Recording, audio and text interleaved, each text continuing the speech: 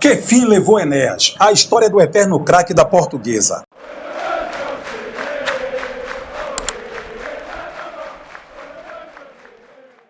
Enéas de Camargo, ou simplesmente Enéas, nasceu em São Paulo no dia 18 de março de 1954 e faleceu aos 34 anos em São Paulo, em 27 de dezembro de 1988. Terceiro dos 5 filhos de Arnaldo e Enedina, Enéas de Camargo cresceu no bairro do Canidé, a poucos metros da Portuguesa, clube no qual se tornaria um dos maiores ídolos. Ele começou a frequentar a agremiação aos 8 anos, se dividindo entre futsal, basquete, natação e até saltos ornamentais. Não demorou para que ele despertasse o interesse de Nena, técnico da base, para o futebol de campo. Enéas começou no infantil da Portuguesa, mas desistiu e ficou um ano afastado, exercendo a profissão de office boy. Voltou pela insistência do técnico do juvenis Nena. Como jogador das divisões de base da Lusa, foi campeão da Taça São Paulo em 1970 e em 1971, vestindo a camisa da seleção brasileira, conquistou o torneio internacional de juvenis de Cannes, na França. Em 5 de dezembro de 1971, foi convocado para o Pré-Olímpico da Colômbia, no qual o Brasil sagrou-se campeão. Dia 11 de dezembro de 1971, Enéas marcou o gol na vitória de 1-0 sobre o Peru. Em 1972, quando mal tinha se profissionalizado na Portuguesa, formou o ataque da seleção brasileira ao lado de Zico, na conquista do Pré-Olímpico da Argentina. Enéas profissionalizou-se em 1972 pela Lusa, lançado pelo técnico Cilinho. Seu início não foi muito bom e ele chegou a entrar em uma possível lista de dispensas do clube. Porém, rápido e driblador, passou a ser um dos melhores jogadores do time durante o Campeonato Paulista de 1973, quando o técnico Otto Glória resolveu colocá-lo na posição de Basílio, que foi deslocado para o meio-campo.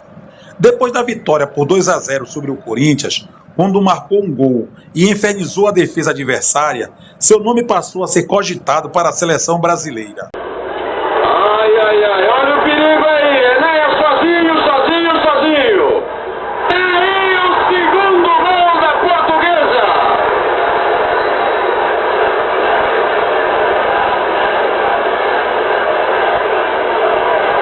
Foi campeão paulista naquele ano, na final em que o árbitro Armando Marques errou a contagem de pênalti, o que acabou fazendo com que o título fosse dividido entre Lusa e Santos. Para alguns, o meia-atacante era um jogador que às vezes dormia em campo, mas todos sabiam que Enéas era talentoso. Era ótimo finalizador e capaz de jogadas geniais, que muitas vezes decidiam uma partida. Toque curtinho, soltou para ele, tentou tabela com o Enéas, fora o árbitro, guarda, fogo no número do guarda, saiu de Marta, foi pro gol! E que gol!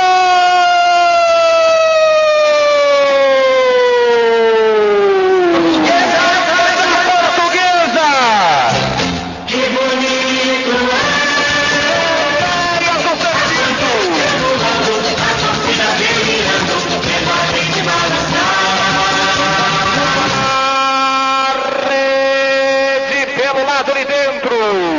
Deixou a Portuguesa em 1980, clube do qual foi o segundo maior artilheiro, com 179 gols em 376 partidas, só perdendo para Leandro Amaral.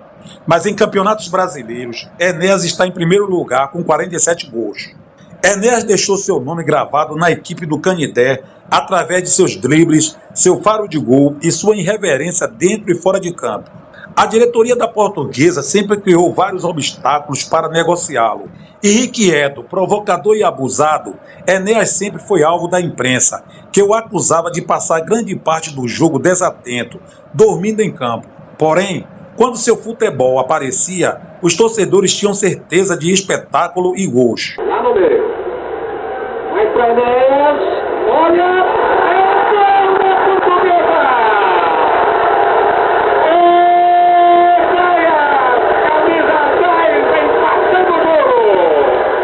O Palmeiras contratou-o por 5 milhões de cruzeiros, como grande esperança para a temporada.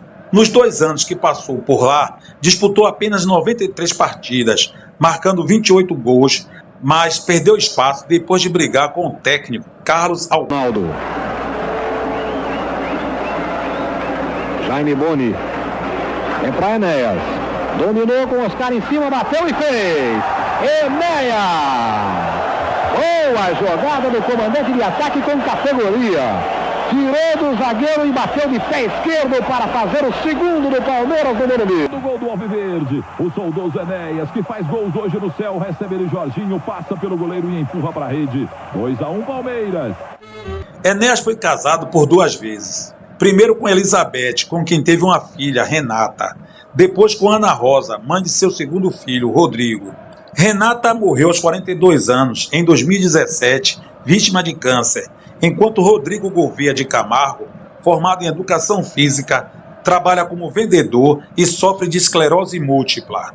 Artista com a bola, problemático fora dele, Enéas ainda se arriscou como dirigente, mas ficou pouco tempo na nova função.